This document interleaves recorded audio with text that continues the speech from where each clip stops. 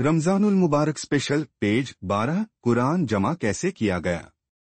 रवायती जरिया। मोहतरम हजरात और अजीज दोस्तों, पिछले वीडियो में हमने देखा कि तीसरे बुखारी शरीफ जिल्द अव्वल अल-वही पेज 82 पर हजरत आयशा के नाम से दर्ज जिस रिवायत के जरिए पैगंबर को अनपढ़ साबित करने की नाकाम कोशिश करते हुए सूर अल-अलक की जिन आयतों को दलील के तौर पर पेश किया गया है, तो उन्हीं आयतों में रसूल पाक के पढ़े लिखे होने के सबूत इस तरह से साफ साफ मौजूद हैं। जिस अल्लाह ने आपको कलम के जरिए इल्म सिखाया और फिर आपके जरिए इंसान को वो बातें सिखाई जिनका उसको इल्म ही नहीं था।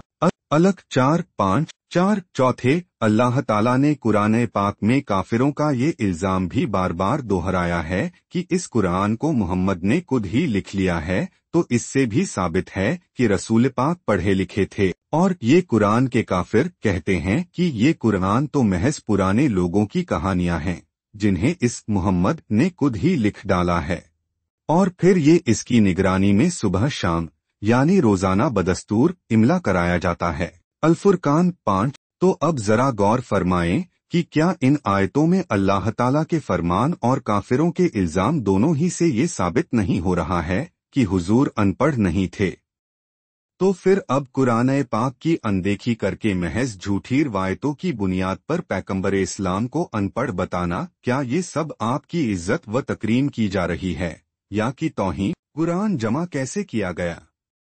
रवायती जरिया। कुरान फहमी के रास्ते में एक बड़ी रुकावट ये अकीदा भी है जो कुरान पाक के मुतालिक मुसलमानों को विरासतन मिलता चला आ रहा है कि जब रसूलुल्लाह की वफात हुई तो कुरान पाक अभी किताबी शक्ल में नहीं आया था और बिला तरतीब बिखरी हुई सूरत में कुरानी आयतें हड्डियों, पत्तों और चमड़े के टुकड़ों पर लिखी हुई थीं, और कुछ आयतें किसी सहाबी के पास थीं और कुछ किसी के पास। आखिर जब जंगे मामा में बहुत से हाफिज शहीद हो गए तो हजरत अबूबकर ने हुक्म दिया कि कुरान को जमा किया जाए। चुनाचे हजरत उस्मान को कुरान पाक के जमा और तरतीब की खिदमत सपुर्द की गई और फिर उन्होंने अपनी निगरानी में ये काम हजरत जैद से करवाया, जिन्होंने इंतहाई अरकरेजी के साथ आयत करके कुरान को जमा किया। लेकिन जब इस तरह तलाशी जद्दोजहद के बाद कुरान पाक जमा हो गया तो हजरत जैद का कहना है कि 2 आयतें कम थीं, एक आयत सूर तौबा की और एक सूर अहज़ाब की, जो मजीद तलाश के बाद हजरत कज़निया बिन साबित अंसारी के घर से मिली थीं। ये तो हुई रवायतों की रूह से जमाउल कुरान की सूरत, लेकिन कुरान पाक इस रवायती नजरिए को नहीं मानता कि वो ज़मानाए रिसालत में हड्डियों, पत्तों और पत्थरों पर लिखा, बिखरा और बेतरतीब सूरत में पड़ा हुआ था। फलिहाजा अब खुद कुरान पाक की रोशनी में हम जमा उल कुरान की हकीकत देखते हैं। कुरान जमा कैसे किया गया।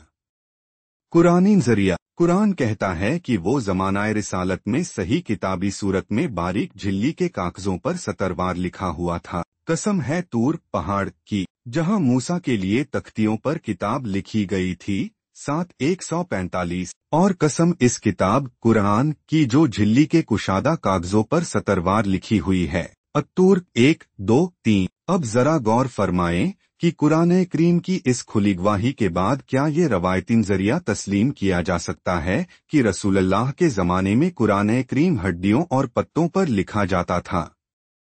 और क्या हड्डियों या पत्तों के भरे हुए टोकरे या बोरी को किताब कहा जा सकता है? और ए पैगंबर, आप इस कुरान से पहले ना तो कोई किताब पढ़ते थे और ना किसी किताब को अपने दाहिने हाथ से लिखा करते थे। अगर ऐसा होता, यानी अगर आप पहले ही से किताबों के रीडर और राइटर होते, तो अहले बातिल जरूर ही शक करते कि ये तो थे ही एक राइटर, बस इन्होंने ये कुरान भी खुद ही लिख लिया है। अल-अनकबूत 48।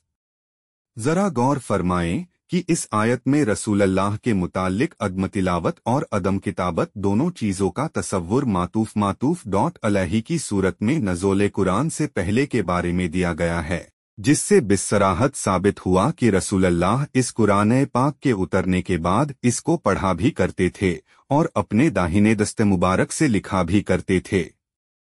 कुरान पाक का नुस्खा इमाम ओरिजिनल कॉपी।